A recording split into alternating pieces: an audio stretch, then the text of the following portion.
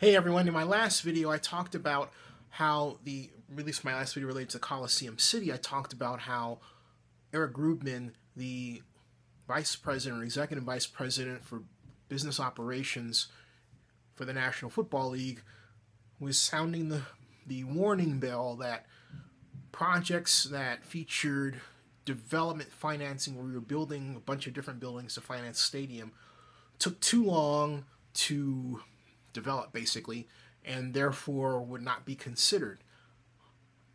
That includes Coliseum City in its current design and current financial plan layout. I have an alternative, and while it does call for development, it is a type of development, the addition of a hotel right as part of the stadium design. That's right. In this case, this proposal is for the football side of the Coliseum City. It would include a 600-room hotel complex built into a reconstructed west side only. And we would upgrade the east side, and the idea is that of the 600 rooms, a portion of them would be such that you would be able to see out into the field, and the rest of the hotel would point to the north end of the Coliseum parking lot in such a way that would imply that it was ready to be hooked onto a baseball stadium. Get it?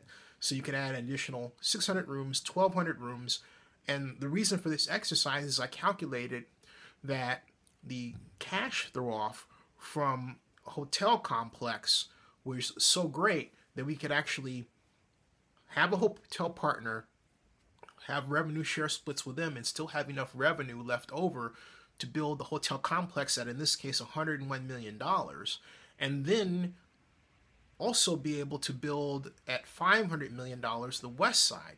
Again, the hotel cost is $101 million, but its cash revenue throw-off is much greater. It's on the order of over almost $500 million. We would take that, split that in half, and use it for construction. Now, we could change those percentages, but the bottom line is that revenue amount over a 30-year bond period is very powerful and completely changes the doability of Coliseum City.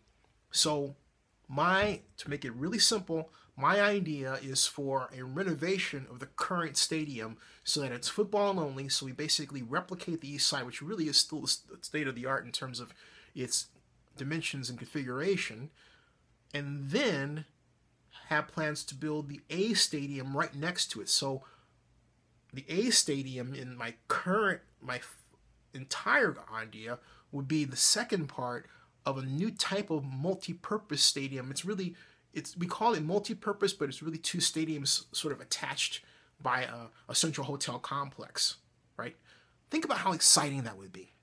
So you have World Series, Super Bowls, concerts.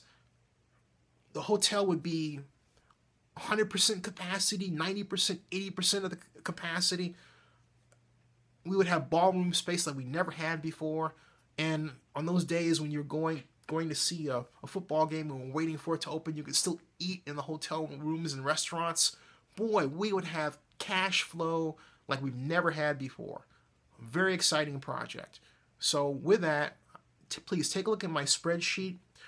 I left enough. There's $631 million in identified revenues, over $601 million in total costs, which leaves, even if you say that the bond issue is going to cost you $15 million, that still leaves $16 million extra left over. We can bring in a hotel partner, and the only part of this plan, I'm not saying it's privately financed, it would be a lease revenue bond structure. But here's the kicker. With a hotel addition, we could work a deal with a hotel partner, and the Raiders could, where the Raiders could say, hey, look, for upfront X amount of cash, we will share part of our luxury box revenue with you over a 30-year period. That total revenue at $200,000 per luxury box adds up to $1.8 billion over a 30-year period, assuming 300 luxury boxes. All right? I know it's a lot of numbers I'm throwing at you.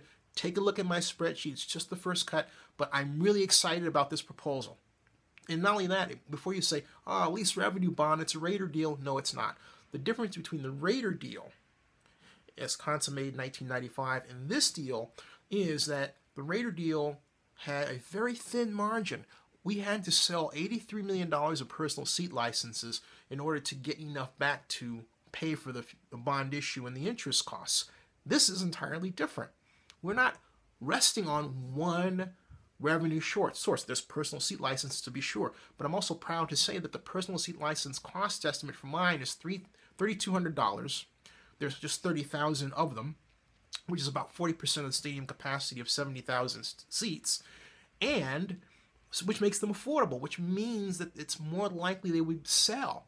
But we're not relying on just that as our revenue source, and with the addition of the hotels, we can actually say to the hotel partner, we need a little bit more and increase that margin that I just quoted to you earlier in this video. We have more room to play with, and all of this doesn't even include $200 million from the Raiders. Remember, Marc Davis said that he could put in $400 million. If we add the $200 million, that's $230 million over what we need. Think about it. Take a look at my proposal. Promote it. It works. It works. It works. It's doable. It's doable. The Raiders can stay here in Oakland. The A's can have their stadium. We can move forward. Please look at it.